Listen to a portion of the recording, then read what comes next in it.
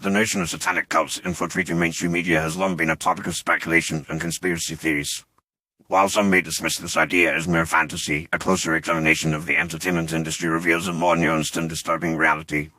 Over the years, subtle yet unmistakable references to occultism and Satanism have permeated various forms of media, including music, film, and television. One of the earliest and most notable examples of satanic influence in mainstream media is the career of musician Aleister Crowley, a self-proclaimed Satanist and occultist who has been cited as an inspiration by numerous artists, including the Beatles, the Rolling Stones, and Led Zeppelin. Crowley's teachings and symbolism have been incorporated into the music and aesthetic of these bands, often in subtle yet unmistakable ways. For instance, the Beatles' song Revolution 9 features a sample of Crowley's voice, while Led Zeppelin's Stairway to Heaven contains lyrics that allude to Crowley's principles of do what thou wilt.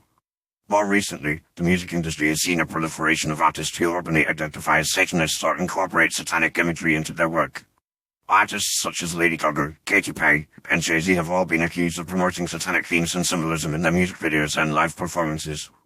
While some may view these accusations as baseless and hysterical, a closer examination of the lyrics and visuals employed by these artists reveals a disturbing preoccupation with occultism and the darker aspects of human nature. The film industry has also been implicated in the promotion of satanic themes and ideology. Movies such as Rosemary's Baby and The Exorcist have long been recognized as classics of the horror genre, but they also contain subtle yet unmistakable references to Satanism and occult. More recent films, such as The Witch and Hereditary, have continued this trend, exploring themes of family trauma, ritual sacrifice, and cosmic horror that are eerily reminiscent of satanic rituals. Television has also played a significant role in the dissemination of satanic themes and ideology. Shows such as Stranger Things and The Chilling Adventures of Sabrina have incorporated elements of occultism and Satanism into their storylines, often presenting them as fashionable and edgy. The Netflix series Lucifer, which is based on the DC Comics character of the same name, has been particularly egregious in this promotion of satanic ideology, presenting the devil as a charming and sympathetic figure who is ultimately justified in his rebellion against God.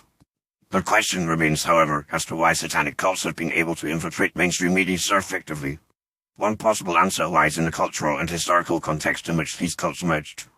The 1960s and 1970s, for example, saw a significant rise in interest in alternative spirituality and countercultural movements, which often incorporated elements of occultism and Satanism. As these movements gained popularity and mainstream recognition, it is likely that their influence extended into the entertainment industry, where they were able to shape the cultural narratives and aesthetics of the time. Another possible explanation lies in the economic and commercial imperatives that drive the entertainment industry.